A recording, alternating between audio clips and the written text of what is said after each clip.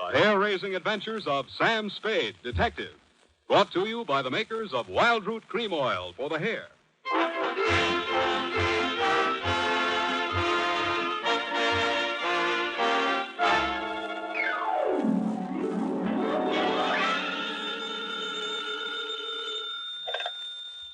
Sam Spade, Detective Agency.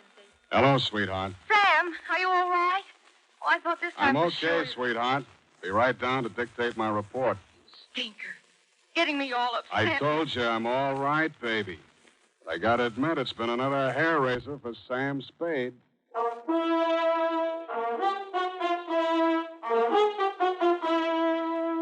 Dashiell Hammett, America's leading detective fiction writer and creator of Sam Spade, the hard-boiled private eye, and William Spear, radio's outstanding producer-director of mystery and crime drama, join their talents to make your hair stand on end with The Adventures of Sam Spade. Presented each week by Wild Root Cream Oil, the non-alcoholic hair tonic that will put your hair back in place again, grooming it neatly, naturally, the way you want it. Wild Root Cream Oil, the non-alcoholic hair tonic that contains lanolin. Everyday life is full of mysteries, and one of the men is how to make a hit with a girl. So give a listen while I give you a clue in the form of a recent survey. 97 out of 100 girls said they turn thumbs down on a man whose hair is either unkempt or too slicked down. So don't look that way. Spruce up with Wild Root Cream Oil. It grooms your hair neatly and naturally. And as our survey shows, that's exactly how girls like to see it. Besides, non-alcoholic Wild Root Cream Oil relieves dryness and removes loose dandruff. It contains lanolin. So ask for Wild Root Cream Oil. And now, Wild Root brings to the air for the first time the greatest private detective of them all in The Adventures of Sam Spade.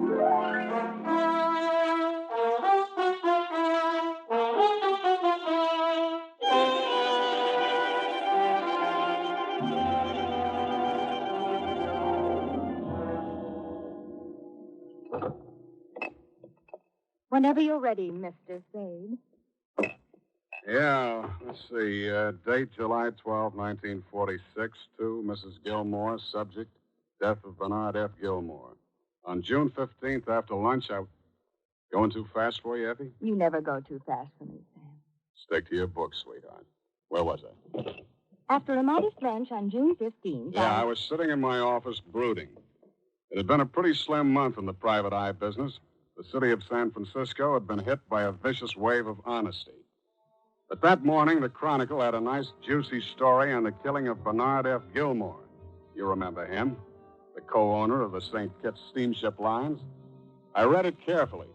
2 weeks later, I received a call from the partner of the murdered man, a Mr. Emil Tonescu.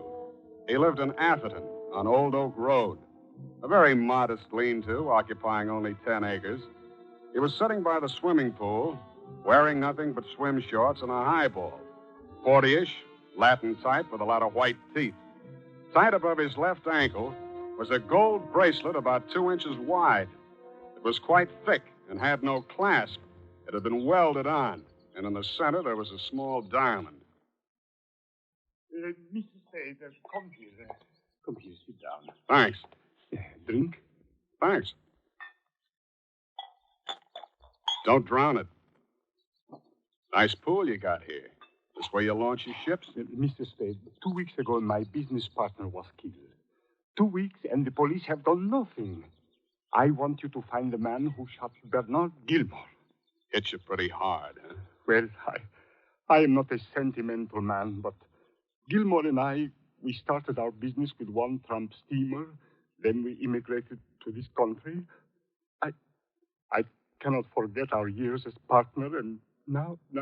Yeah, let's see. An unidentified Gunzel held him up and shot him around midnight as he was leaving the St. Kitts steamship office on the Embarcadero. Correct. His secretary, Miss Lena Best, was an eyewitness to the killing. She arrived at the scene in time to hear the shot, see Gilmore topple backwards off the pier into the water. Yes. The killer dropped the haul when the night watchman threw a slug after him. $600, a 10-carat rock, solid gold ticker, right? Yes. The police found it on the pier. Did he owe any money? Well, he had a rather large gambling debt at the Calypso Club. You say he immigrated with you to this country. I take it that Gilmore wasn't his real name. No. He changed a few years ago, after he started going with her. Who's her? His secretary. The one that was on the way to meet him when he was killed? Yes. Uh-huh. Who gets the insurance? The secretary, Lena Best. He wanted to marry her. She kept him dangling. He was getting tired of it. She knew that it could not go on. Who gets Gilmore's share of the St. Kitts Steamship Company? I do.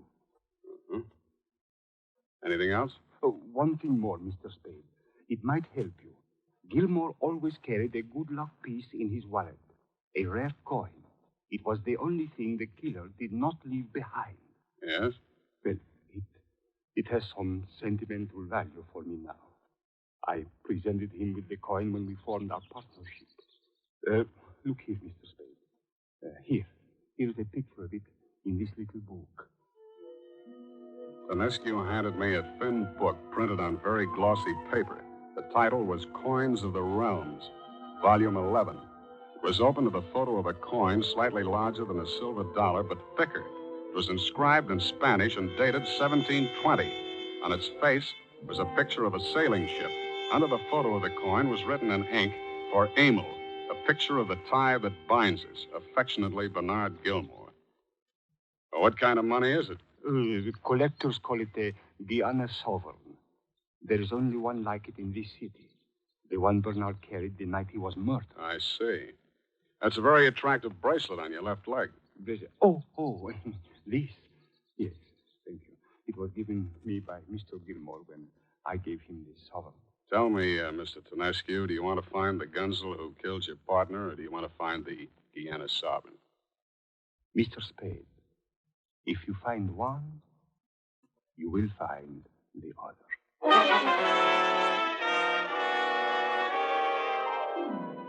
I walked up Market Street to the Chronicle building. I got off at the 4th floor and walked down the corridor to the morgue. Hi, greetings, Sam. What's on your mind? The Gilmore killing. Give me the clips on the story. Oh, yeah, Bernard Gilmore. As a matter of fact, somebody I'm is... through with these clippings now. Thanks ever so much. Oh, you're welcome, miss. Any time at all. Thanks. You're very cute. Well, save your pennies. Who's the sleeping beauty? I don't know. She spent all morning going over the Gilmore clips. Here they are. What? Yeah, she was making notes on the... Hey, don't...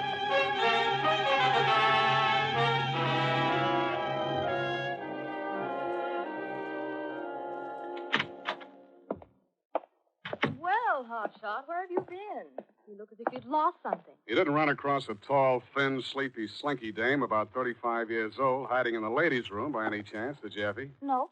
Shall I go and look? Never mind. She was at an elevator in the Chronicle building when I lost her. Maybe you should hire a private eye.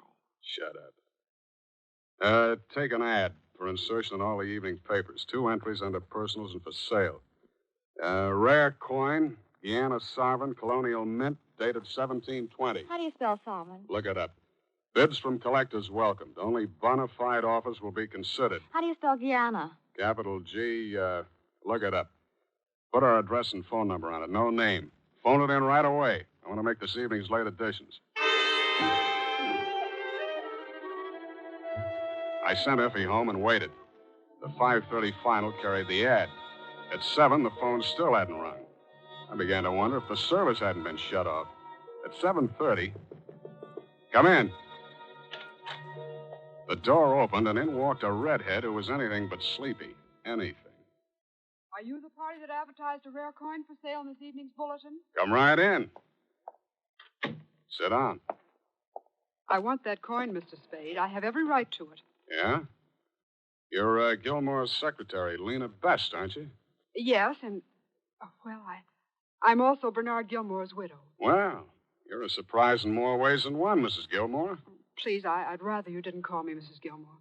Okay, Lena. You see, well, Mr. Gilmore and I were secretly married. Not even his partner, Emil Tonescu, knew about it. What do you know about the Guiana Sovereign? Well, all I know is that Mr. Gilmore told me that if anything ever happened to him, that I was to let Mr. Tonescu know that I have the coin. Did he say why? No, he didn't. It was a symbol of something to them. They were both superstitious about it. Yeah? How about you? You superstitious, too? All I know is long as Bernard kept that coin locked up in a safe, he stayed alive. The only time he ever took it out, he was killed. Tonescu said he always carried it with him. Tonescu's a liar. Excuse me. Yeah? Are you the gentleman who advertised a rare coin for sale? Right? My name is Joshua Gainsborough. I'm a numismatist. What? Numismatist, a dealer in rare coins. Oh, yeah. I should like to examine that coin you advertised. If it's a genuine Guiana Sovereign, I'd like to make you an offer for it. Come to my office. We'll talk it over. Well, unfortunately, I can't. Would it be too convenient for you to bring it to me? Where's your place? The Garford Apartments on Bush Street. Garford Apartments on Bush Street. Yeah, I know the place. Don't bother to ring the bell. I'll leave the front door on the latch. Come directly up the stairs to apartment 3A. Apartment 3A. I got it. Be there in 10 minutes. Sorry, Lena, we'll have to talk some other time. What are you going to see her for? See who? I can't risk it, Mr. Spade. Give me that sovereign. It's bad manners to point guns at people so early in the evening. Besides, your hand's shaking. Here, let me help you. You're laughing at me. You've been laughing at me all the time. Look, sweetheart, I'm sorry. It's just that I haven't got time to be a big brother to every dame that comes in here now. Go on home and wash your face. If I find the coin and I don't find out something about you first that I don't want to find out, I'll see that it's delivered to you. The Garford Apartments was one of those buildings the San Francisco earthquake was foolish enough to spare. A mop and pail stood in the entry, and the bell panel was slightly on the bias. I looked at the mail slot for apartment 3A. The name on it was not Joshua Gainsborough. I started climbing, and I saw a man leaning over the banister upstairs. He was dressed in a white linen suit. He had a great egg-shaped bald head, and underneath it were two piggish eyes, one button nose, and two rosebud lips. I took it easy going up. He was leaning on a heavy cane, and he kept beckoning at me with it, trying to push me up faster. Are you the gentleman with the sovereign, sir? Yeah? Well, come along, sir. Come along. Don't rush me, Mr. Gainsborough. I go to pieces. To pieces, indeed. In here, sir. Come right along. Thank you for coming, sir. You see, I've dislocated my shoulder and can't get about. Now, sir, the sovereign, if you please. I looked around. The room was small and stuffy. There was a pair of pants on every chair. On the mantelpiece, there was a collection of knickknacks, glass dogs, a decanter full of rum, a speckled piggy bank, and a picture of a girl.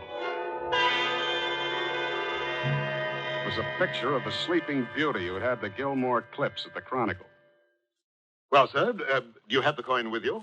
You haven't made me an offer. Isn't it customary, sir, for the buyer to examine before purchasing? Caveat emptor? I'm not asking you to buy. I'm asking you for an offer. Then you shall have it, sir. I offer you immunity from the police in exchange for the coin and my daughter. Your daughter. You mean that dame in the picture? Oh, don't play the innocent one with me, sir. I have no time for charades, Mr. Spade.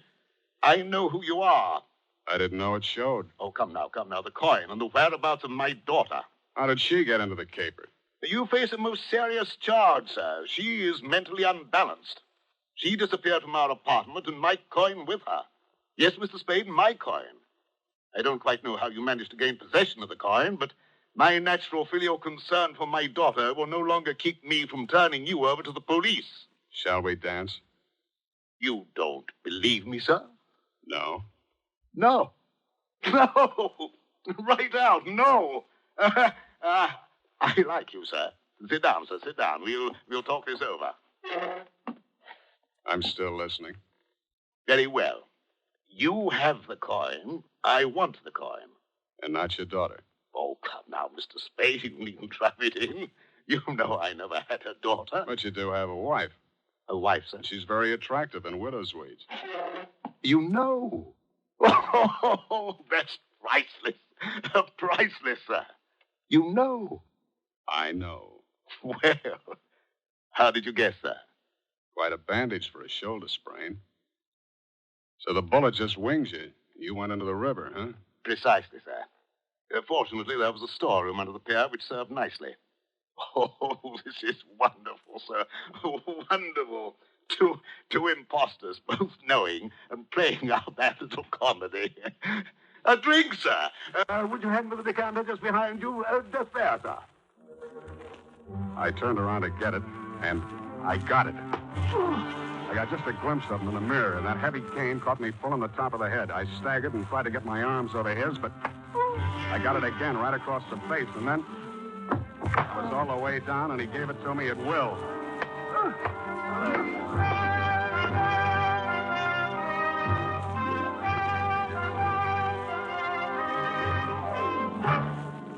The makers of Wild Root Cream Oil are presenting the first in a new series of programs bringing to the air for the first time the adventures of Dashiell Hammett's famous private detective, Sam Spade.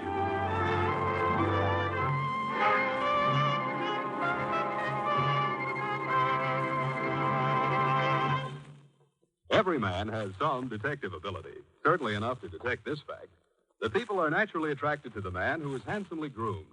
Most men realize this, and that's why they're so particular about what they put on their hair.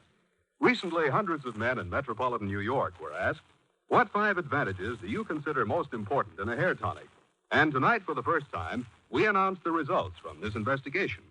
They show that one hair tonic, Wild Root Cream Oil, has all 5 advantages voted most important by this impartial consumer jury of men.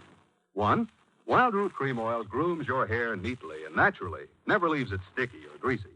2, it relieves annoying dryness. 3, it removes loose dandruff. 4, is non-alcoholic. 5, contains soothing lanolin. And remember, no other leading hair tonic gives you all 5 of these important advantages. So next time you visit your barber, ask for Wild Root Cream Oil and get the big economy-size bottle of Wild Root Cream Oil at your drug or toilet goods counter.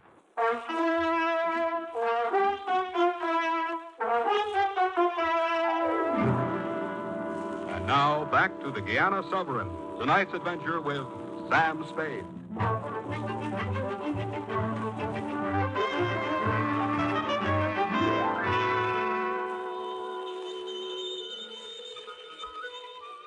There was a clanging inside of my head like all the fire trucks in San Francisco gone berserk. I opened my eyes. I was still lying on the floor where I'd been when Mr. Gainsborough let me have it. There was still someone sitting in the chair across from me, but it wasn't him. It was Emil Tonescu, looking very thin, very dark, and very dead. The phone was right under his elbow. I half crawled over to it and was reaching for it when I saw a wad of paper lying on the floor under Tonescu's feet. I straightened it out and strained my eyes into focus. It was a telegram addressed to the dead man. Have found party who will exchange coin for ankle bracelet. It was signed Calypso. I rammed it into my pocket. Yeah? Hello? Who is this? Who'd you want? Oh, why, Sam. It's Lena Best. What are you doing there at this hour? Why didn't you call? I've been half out of my mind. Old tidy to be all the way out. You're no longer a widow. What? Bernard Gilmore's alive. Bernard? Why? Now that I've seen him, I can understand you're identifying any bloated stiff that comes out of the bay. But how? Please, I wish you'd explain. I need some answers myself, Lena. I need them bad. You know the dame that lives in this flat? Yes. Don't trust her. The bell says it's Kara Kenbrook. That her? Yes. Who is she? Well, she and Mr. Gilmore were in business together in Trinidad. Trinidad. Okay, sweetheart. Oh, be careful, Sam. Save it, sweetheart. If we're lucky, you'll be a widow all over again. I pushed the late Mr. Tonescu into the closet and cleaned the place up a little. Then I took another gander at the telegram. I walked out of the building, grabbed a cab, and told the hacky to drive me to the Calypso Club. It was a third-rate night spot with a gambling hell upstairs. I spotted her at the bar and walked over. She was still wearing slacks, and she was the same sleeping beauty I'd seen in the Chronicle office and in the picture in the apartment on Bush Street. Hello, Clara. Who are you? Tonescu sent me. Buy me a drink? Sure, what'll it be? Rum and Coke. Rum and Coke and a shot. You, bartender. Now you bring the change in pennies. Huh? Oh, yeah. Well, come on, Clara. You said you'd trade it for the bracelet. What do you know about the bracelet? Tonescu showed me the wire. You know, you and I could make a good thing out of this. If I sell it to him, Clara. I want to get out of this town tonight. Okay, we can still do business. I'm staying. You're bluffing. You don't even know what the sovereign is. A guy like Tonescu ought to be willing to pay for a long time. It wouldn't be good for the steamship business if it got out that he'd been a con on Devil's Island. How'd you find that out? Using my brains.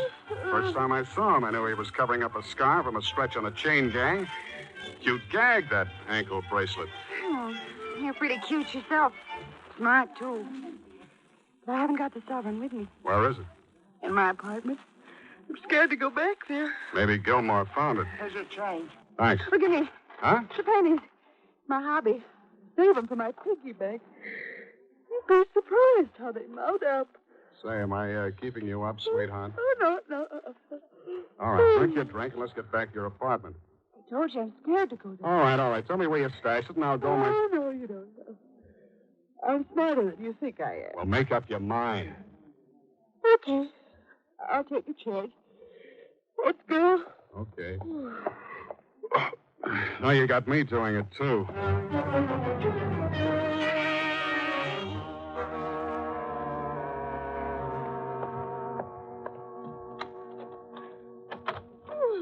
Oh, pardon me.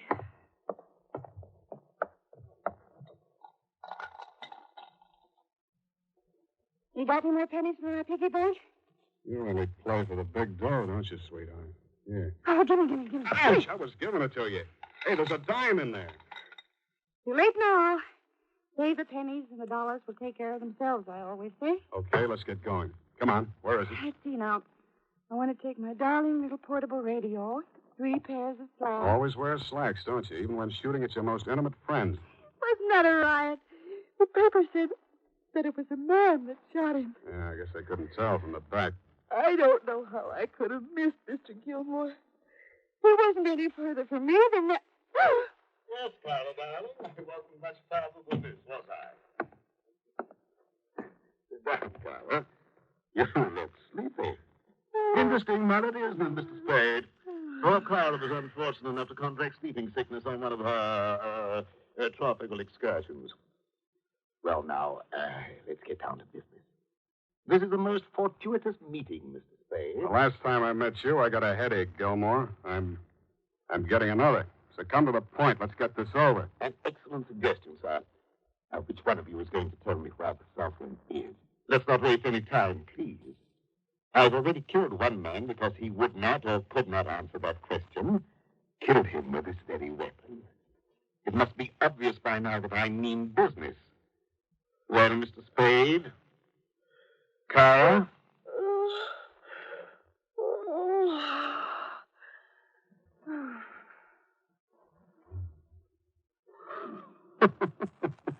What is it, Mr. Spade? Look at it. Dead to the world. She's pretending. Clara. Clara! Well, bless me, she is asleep. That's most unfortunate. She's been able to sleep for days, weeks, when she drops off like that. The excitement, you know. Well, Baldy, that went your last chance. I don't know where it is, and she can't tell you. Mm-hmm. What do you want it for, anyhow? Danescu got tired of being blackmailed by you because you had the Sovereign, got Cara to put the bang on you, swipe it, and push you into the bay. You came back alive, worse luck, and even to score with him. What do you want with the Sovereign now? If Danescu's dead, you can't shake him down anymore. That coin has caused me entirely too much trouble of late. It's likely to hound me all my days. The matter can't be closed until it's out of circulation once and for all. I'm leaving the country tonight, and I simply can't risk it, Mr. Spade. I simply can't. That's your problem. Not entirely. Somebody's going to tell me where it is. Somebody's going to tell me in the next minute or two. Speak up, Mr. Spade. Speak up. You fat clown, you ought to know better. I only talk to people I like. Do you know where the Sovereign is? I don't believe you do know. Well, so this is my last offer. I give you 1 minute, exactly 1 minute. And after that, I'm afraid you'll never be able to talk to anyone again. I wiped the blood off my mouth and looked around the room. I was still groggy, and I wasn't sure at first that it was really happening, but it was. Behind Mr. Gilmore, the door to the hallway was opening, inch by inch. It was Lena Best, and she seemed to know what she was doing. She left the shoes outside. She edged along the wall toward the mantelpiece. Gilmore was looking at his watch, counting off the seconds. I was trying not to look at her over his shoulder. When she was directly behind him, she stopped with a hopeless gesture that told me she had nothing to help me with. Then her eyes fell on, guess what? Cara's darling little piggy bank. She picked it up with both hands and held it poised over his ugly, bald head. Well, Mr. Spade, I'm sorry to have to do this, but And with that, she let him have it. His hand went up in an automatic defensive gesture, and I jumped into the breach. I hooked my left over and sank it into that great, tulpy mass of chins. He dropped the gun and started backing away from him. I followed him with both fists and kept it up until I was tired. Oh, Sam! Thanks, sweetheart, thanks. What kept you? Are you all right? Look what you did to Kara's darling piggy bank. Here, help me pick this up. You'll cut your feet. Besides, there's a dime here that's mine. Maybe take a few pennies while I'm at it. Hey, look at this penny. Baby, did you ever see a penny as big as this? What is it, Sam? This is it, sweetheart. The Guiana Sovereign. Kara was right. Save your pennies and the dollars take care of themselves.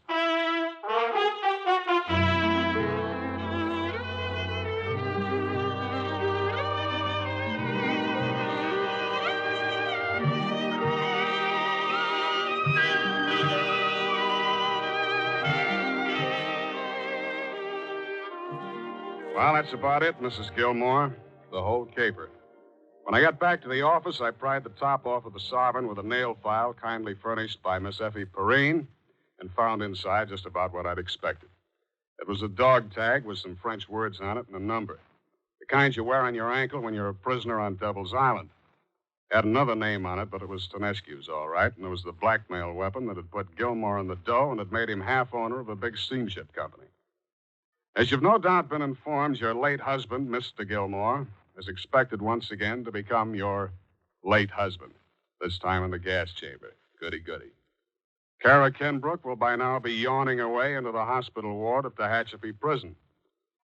If you're thinking of making me a present, please make it something to wear, as I don't go in for jewelry. Period. End of report. Okay, Sam, I'll type it up. Anything else? Yeah. Got 10 until tomorrow? Are you kidding? No, I need it. I promised I'd take Lena for a little square dancing at the top of the mark. There's no dancing at the top of the mark. I know. Good night, Sam. Good night, sweetheart.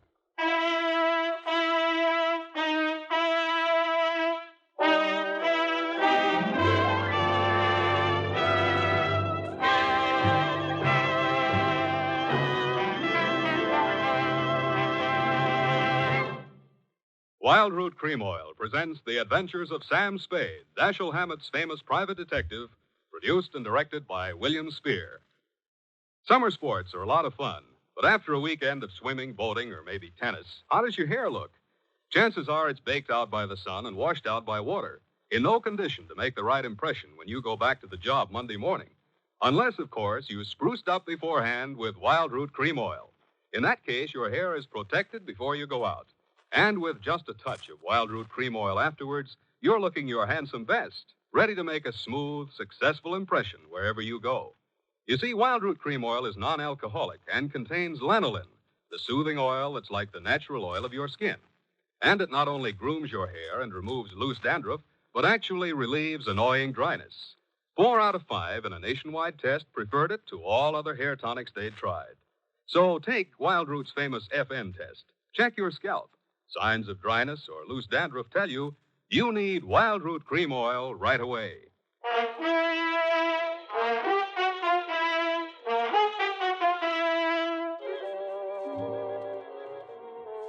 Sam Spade is played by Howard Duff. George Zucco appeared as Mr. Gilmore, Lorene Tuttle as Effie. Don't forget, next Friday, the 3 great masters of the art of hair-raising, Dashiell Hammett, William Spear, and Wild Root Cream Oil, join forces to bring you another hair-raising adventure with Sam Spade.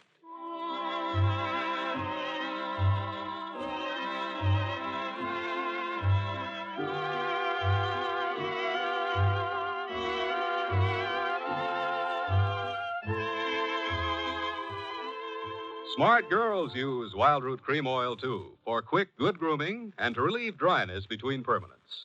Mothers say it's grand for training children's hair. This is Dick Joy speaking. This is ABC, the American Broadcasting Company.